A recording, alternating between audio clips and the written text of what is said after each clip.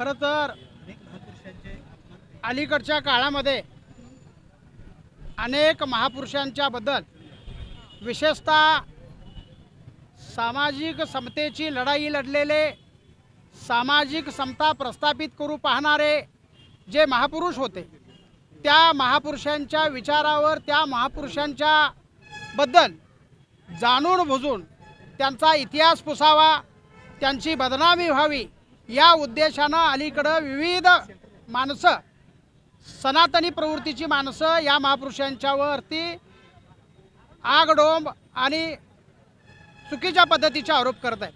खरे तर छत्रपती शिवाजी महाराजापासूनचा इतिहास आपण पाहिला तर छत्रपती शिवाजी महाराज हे 12 बलुतेदार, आलुतेदार आणि सर्वसामान्य माणसांचा राजा होता.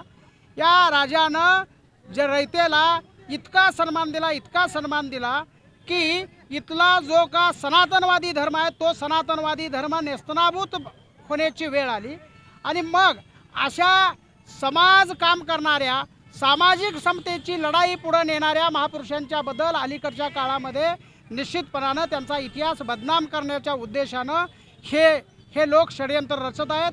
आणि म्हणून त्याचाच एक भाग म्हणून छत्रपती शिवाजी महाराज हे अखंड राष्ट्राचे दैवत होते.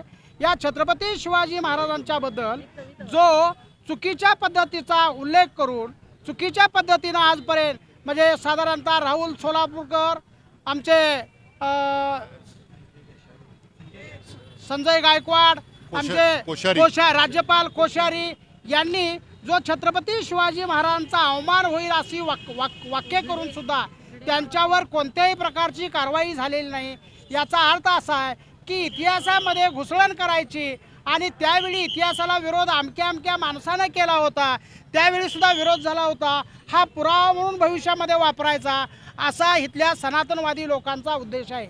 भिडे नावाचा माणूस आज शिवराज्याभिषेक होत असताना या शिवराज्याभिषेकाला विरोध करतो आणि तरीसुद्धा इथलं सरकार छत्रपती शिवाजी महाराजांचं नाव घेतं, परंतु राज्याभिषेकाला विरोध करणाऱ्या भिडे नावाच्या किड्याला अटक करत नाही. खऱ्या अर्थानं हा छत्रपती शिवरायांच्या विचाराचा आणि महाराष्ट्राचा अपमान आहे. आणि म्हणून आम्ही एक चांगला प्रयोग सुरू केलेला आहे की इथून पुढं शिवाजी महाराजच नव्हे, कोणत्याही महापुरुषांच्यावर कुणीही जर का चुकीची वल्गना केली तर त्याला बिंदू चौकामध्ये जशास तसं उत्तर देऊन त्यांना महाराष्ट्र आणि कोल्हापूर हा पुरोगामी विचाराचा आहे हे दाखवून देण्याच्या उद्देशानं आज आम्ही शिवाजी कोण होता या पुस्तकाचं वाचन केलं होतं.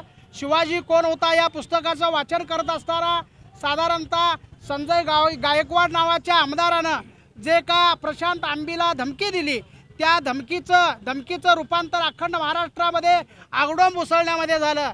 ज्या शिवाजी महाराजांचं नाव घेऊन हा संजय गायकवाड आमदार झाला, त्या संजय गायकवाडाला ज्यावेळी भांडारकरांचं ग्रंथालय फोडलं, ज्या जेम्स लेननं राजमाता जिजाऊ मातोश्री जिजाऊचं म्हणजे जिजाऊची बदनामी केली, त्यावेळी हा संजय गायकवाड कुठं होता? ज्यावेळी कोश्यारी छत्रपती शिवाजी महाराजांच्यावरती बोलले त्यावेळी हा संजय गायकवाड कुठं होता? ज्यावेळी सोलापूरकर छत्रपती शिवाजी महाराजांच्यावर बोलले त्यावेळी हा संजय गायकवाड कुठं होता?